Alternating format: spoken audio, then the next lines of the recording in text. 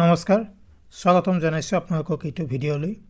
আজিৰ ভিডিঅ'ত আমি আলোচনা কৰিম সময় নে টকা, কোনটো বেছি গুৰুত্বপূৰ্ণ। সময়ে টকা কিনিব পাৰেনে বা টকাই সময় কিনিব পাৰেনে, সেইখিনি কথাকে আজি আমি আলোচনা কৰিম। আৰু ইয়াৰ আগতে মই দুটা ভিডিঅ' পাব্লিছ কৰিছিলোঁ, সময়ৰ কিমান গুৰুত্ব আৰু টকাৰ কিমান গুৰুত্ব। দুটা বেলেগ ভিডিঅ' পাব্লিছ কৰা হৈছিল, আপোনালোকে সেই দুটা ভিডিঅ' চাই ল'ব পাৰে। আজি আমি তুলনা কৰি চাম সময় নে টকা। সময় টকা কিনিব পাৰে নে টকাই সময় কিনিব পাৰে নে, দুয়োটা মানে ইটোৰ সিটোৰ সৈতে কি সম্পৰ্ক আছে, সেইখিনি কথাকে আজিৰ ভিডিঅ'ত আমি আলোচনা কৰিম। আৰু য'তে পচিবল হয় মই এক্সাম্পল বা উদাহৰণ দিবলৈ যত্ন কৰিম। আচ্ছা, এতিয়া প্ৰথম প্ৰশ্ন হ'ল হাউ টাইম কেন বাই মানি। সময়ে কি ধৰণে টকা কিনিব পাৰে। এতিয়া আপোনালোকে ভাবিব টকা কেনেকৈ কিনিব পাৰে, টকা আমি উপাৰ্জনহে কৰোঁ, কিন্তু সেইটো কথা ঠিক নহয়, সম্পূৰ্ণ ঠিক নহয়।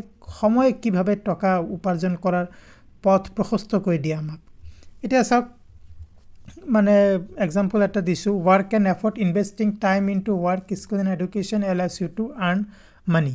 এক্সাম্পল উদাহৰণ এটা দিছোঁ, ধৰক সৰু ল'ৰা বা ছোৱালী জন্ম হয়।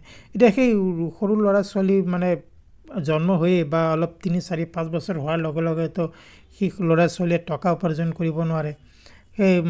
সেইজন ল'ৰা বা সেইজনী ছোৱালীয়ে মানে পঢ়া শুনা কৰিব লাগিব, নিজৰ স্কিল ডেভেলপ কৰিব লাগিব, দক্ষতাৰ বিকাশ কৰিব লাগিব।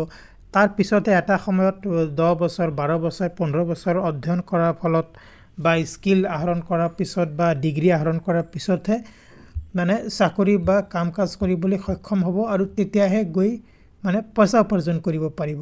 গতিকে সেই যি পইচা উপাৰ্জন কৰাৰ যিটো মানে প্ৰচেছ, যিটো সময়, সেইটো সময় কিন্তু সময়তে হ'ব। সময় অবিহনে কোনো মানুহে কোনো মানে সৰু কম বয়সীয়া ল'ৰা ছোৱালী কিন্তু পইচা উপাৰ্জন কৰিব নোৱাৰে। আৰু ধৰক ইঞ্জিনিয়াৰৰ চাকৰি ধৰি লৈছোঁ, আৰু ইঞ্জিনিয়াৰিং ডিগ্ৰী লাগে বা মেডিকেলৰ চাকৰি MBBS ডিগ্ৰী লাগে।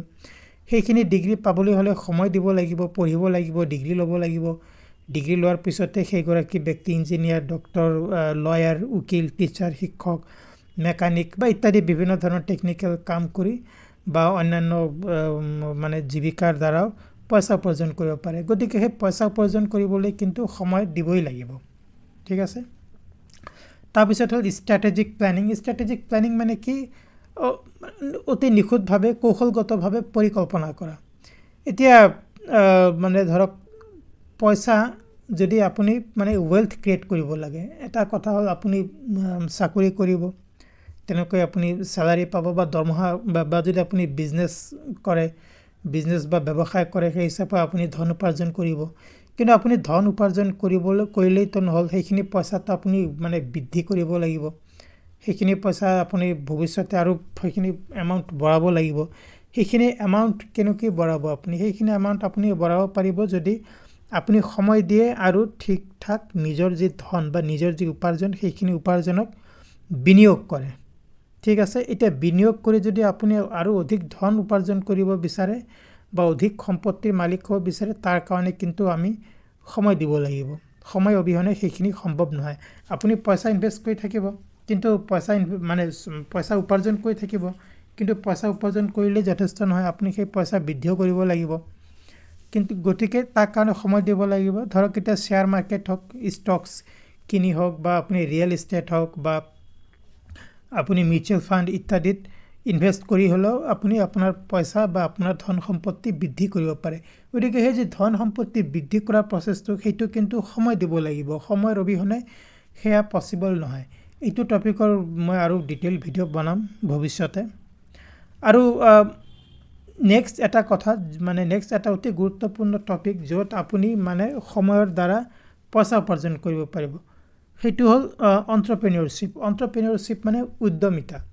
ধৰক আপুনি কিবা মানে ব্যৱসায় কৰিব বিচাৰে, ধৰক আপুনি কিবা চাকৰি কৰি আছে, আপুনি কিছু পইচা উপাৰ্জন কৰি আছে, কিন্তু এটা সময়ত আপোনাৰ মনলৈ কথা এটা আহিব পাৰে যে মই কিবা এটা ছাইড হাছল কৰোঁ। ছাইড হাছল মানে উপৰি ব্যৱসায় কৰোঁ, বা তাৰ উপৰিও মই কিবা এটা মানে স্কিল শিকিম। স্কিল শিকি সেই স্কিলটো আন কিবা কামত লগাই মই কিছু মানে অতিৰিক্ত টকা উপাৰ্জন কৰিব বিচাৰোঁ।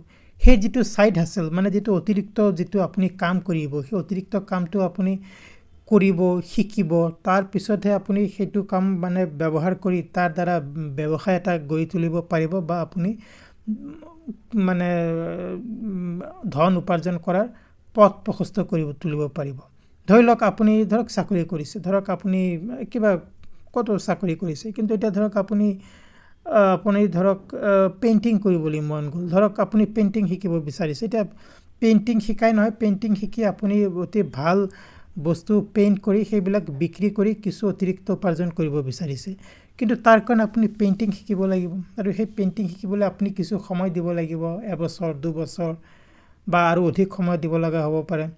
গতিকে সেইখিনি সময় আপুনি পেইণ্টিং শিকিব লগালে আৰু তাৰ পিছত যেতিয়া আপুনি পেইণ্টিঙত এক্সপাৰ্ট হ'ব, আপুনি নিজৰ চাকৰিৰ উপৰিও সেই পেইণ্টিঙৰ মানে পেইণ্টিং যদি ভাল বিক্ৰী কৰিব পাৰে, সেইখিনি বিক্ৰী কৰিও আপুনি কিছু অতিৰিক্ত মানে ধন উপাৰ্জন কৰিব পাৰিব। গতিকে সেই ধৰণৰ মানে সময়ৰ দ্বাৰা আপুনি অধিক ধনৰ গৰাকী হ'ব পাৰে বা আপুনি পইচা কিনিব পাৰে। কি পইচা কিনিব পাৰে বুলিয়ে কৈছোঁ। গতিকে আই হোপ আপোনালোকে যিবিলাক উদাহৰণ দিলোঁ মই, সেই উদাহৰণ কেইটাৰ পৰা বুজি পাইছে যে সময় কি ধৰণে টকা কিনিব পাৰে।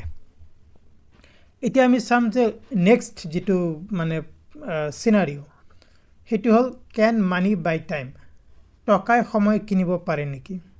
সেইখিনি কথা কিছু এক্সাম্পলৰ দ্বাৰা আমি আকৌ কিছু উদাহৰণৰ দ্বাৰা বুজিবলৈ চেষ্টা কৰিম। হায়াৰিং হেল্প, এতিয়া ধৰক আপোনাৰ পইচা আছে, ধৰি লৈছোঁ আপুনি যথেষ্ট টকাৰ মালিক। এতিয়া ধৰক আপোনাৰ মানে আপুনি বিজি মানুহ, ব্যস্ত মানুহ, নিজৰ কামত ব্যস্ত, ঘৰৰ আটাইখিনি কাম আপুনি কৰিব নোৱাৰে। এতিয়া আপুনি কি কৰিব? আপুনি ঘৰত কাম কৰা মানুহ হায়াৰ কৰিব, ঘৰুৱা কাম বন কৰা মানুহ হায়াৰ কৰিব, হাউচকিপিং হওক বা চাইল্ড কেয়াৰ হওক বা মিল ছাৰ্ভিচ হওক। হয়তো আপুনি যথেষ্ট পইচা আছে, আপোনাৰ এনাফ পইচা আছে, কিন্তু আপুনি ঘৰৰ আটাইখিনি কাম কৰিব নোৱাৰে। পইচা দি হ'লেও মানুহ আপুনি হায়াৰ কৰিব, ৰাখিব।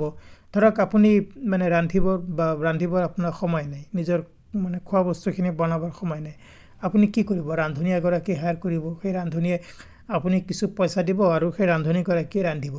ইয়াৰ দ্বাৰা কি হ'ল? আপোনাৰ কিছু ব্যক্তিগত সময় ৰাহি হ'ল। আপুনি পইচা খৰচ কৰিলে ৰান্ধনীক দৰমহা দিলে, কিন্তু তাৰ লগে লগে আপোনাৰ নিজস্ব কিছু সময় মুকলি হ'ল, যিখিনি সময় আপুনি অন্যান্য মানে প্ৰডাক্টিভ কামত ব্যৱহাৰ কৰিব পাৰে।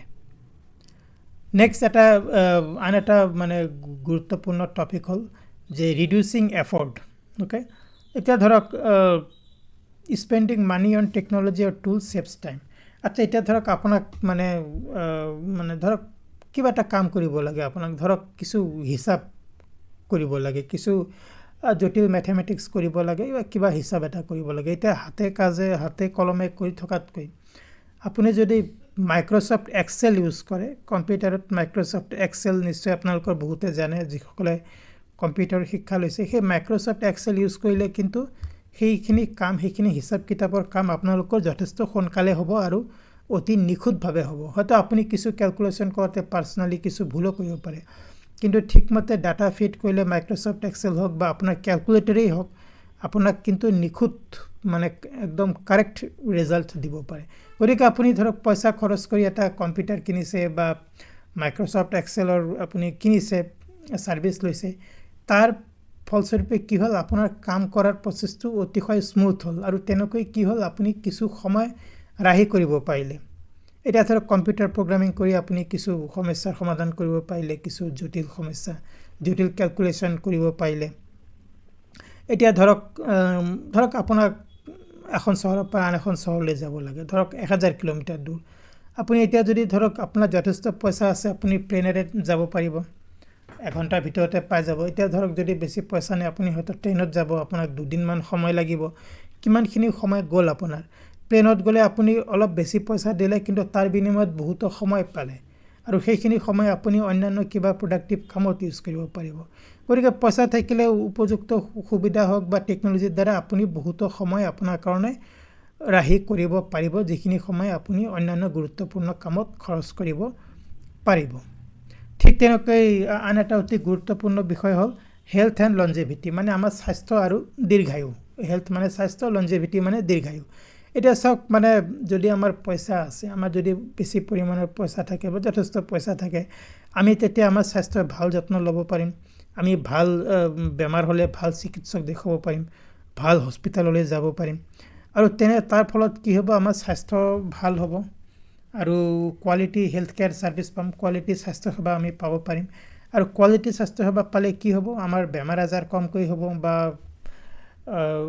আমি দীৰ্ঘায়ু হ'ম। আমি যদি ভাল এটা লাইফষ্টাইল মেইনটেইন কৰোঁ, ভাল ট্ৰিটমেণ্ট লওঁ বা ভাল ডক্টৰ দেখুৱাওঁ, তেনেহ'লে আমাৰ জীৱনৰ মানদণ্ড আৰু জীৱনৰ গুণ তাৰ যথেষ্ট পৰিমাণে সেই এই দুটা বস্তু মানদণ্ড আৰু গুণ যথেষ্ট পৰিমাণে ভাল হ'ব পাৰে। ধৰক এতিয়া আপুনি ফৰ এক্সাম্পল আপুনি কৈছোঁৱে মই, ভাল হস্পিটেললৈ গ'ল, ভাল ডক্টৰ দেখুৱালে বা আপুনি কিছু বেছিকৈ পইচা খৰচ কৰি হ'লেও অতি ভাল এটা খাদ্য গ্ৰহণ কৰিছে, আপুনি এক্সাৰচাইজ কৰিছে, জিম গৈছে ইত্যাদি, তাৰ কাৰণে পইচা লাগে। ভাল স্বাস্থ্যসেৱা আপুনি উপলব্ধ কৰিছে, তাৰ কাৰণেও পইচা লাগে বা হেল্থ ইঞ্চুৰেঞ্চ ইত্যাদিও কি ক্ৰয় কৰি লৈছে আপুনি, যাৰ ফলস্বৰূপে আপুনি ভাল হস্পিটেলত আপোনাৰ নিজৰ বেমাৰ হ'লেও বা আপোনাৰ পৰিয়ালৰ আন কাৰো বেমাৰ হ'লে বা হস্পিটেলাইজেশ্যন হ'ব লগা হ'লেও ভাল ট্ৰিটমেণ্ট এটা দিয়াব পাৰিব। তাৰ ফলস্বৰূপে আপুনিও সুস্বাস্থ্যৰ গৰাকী হ'ব, আপোনাৰ পৰিয়ালৰ সুস্বাস্থ্যৰ গৰাকী হ'ব। গতিকে এই ধৰণে আপুনি পইচাৰ দ্বাৰা কিছু সময় কিনিব পাৰে।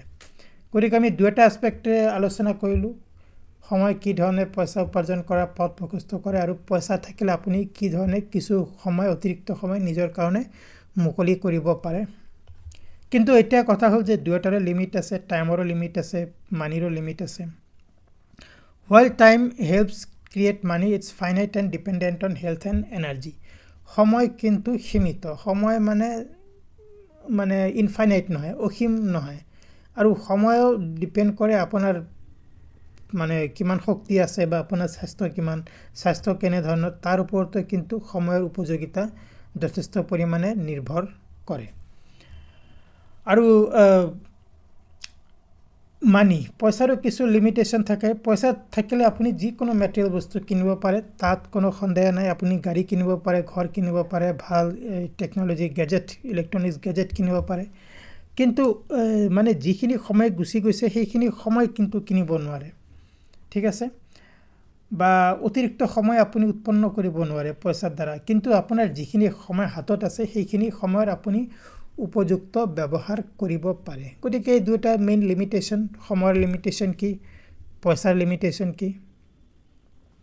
আৰু সমাপ্তিত এইখিনি কথা ক'ব বিচাৰিছোঁ যে সময় আৰু টকা দুয়োটাৰ ইটোৰ সৈতে আনটোৰ সম্পৰ্ক অতি ওতপ্ৰোতভাৱে জড়িত। সময় অবিহনে টকা বা টকা অবিহনে সময় কনচেপ্টটো থাকিব নোৱাৰে। বা আমাৰ জীৱনতো যদি আপোনালোকে অলপ বিচাৰ কৰি চাই দেখিব, ইটো সিটোৰ সৈতে যথেষ্ট ওতপ্ৰোতভাৱে সম্পৰ্কিত।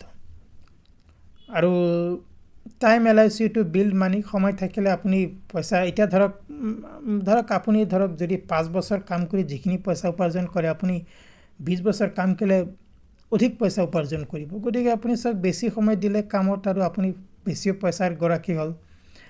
আৰু যদি আপুনি ঠিকমতে পইচা যদি আপুনি ঠিকমতে খৰচ কৰে বা ঠিকমতে ব্যৱহাৰ কৰে, সেই ধৰণে আপুনি নিজৰ কাৰণে কিছু সময় ৰাহি কৰি ল'ব পাৰে। অ'কে, গতিকে দুয়োটা বস্তুৰ বেলেঞ্চ কৰি চলাটোৱে আমাৰ জীৱনৰ মেইন লক্ষ্য বা গুৰুত্ব হ'ব লাগে। পইচা আৰু সময় দুয়োটাৰ এটা সমতা স্থাপন কৰি চলিব লাগে। আৰু যিগৰাকী ব্যক্তিয়ে দুয়োটাৰে সমতা স্থাপন কৰি চলিব পাৰে, সেইগৰাকী ব্যক্তি জীৱনত সফলতা পাবই। গতিকে আই হোপ আজিৰ আলোচনা আপোনালোকৰ কাৰণে উপযোগী হ'ব। সময় নে টকা দুয়োটাই অতি গুৰুত্বপূৰ্ণ আৰু দুয়োটাৰে পৃথক ভিডিঅ' মই বনাই থৈছোঁ এইটো চেনেলত। আজি আলোচনা কৰিলোঁ উভয়ৰ পৰস্পৰৰ সম্পৰ্ক কি। যদি ভিডিঅ'টো ভাল পাইছে প্লিজ লাইক কৰক, শ্বেয়াৰ কৰক আৰু চেনেলটো যদি ছাবস্ক্ৰাইব কৰা নাই প্লিজ ছাবস্ক্ৰাইব কৰক। এইটো চেনেলত অতি সোনকালে আন এটা ভিডিঅ'ত লগ পাম। Thank you very much and I will see you চুন।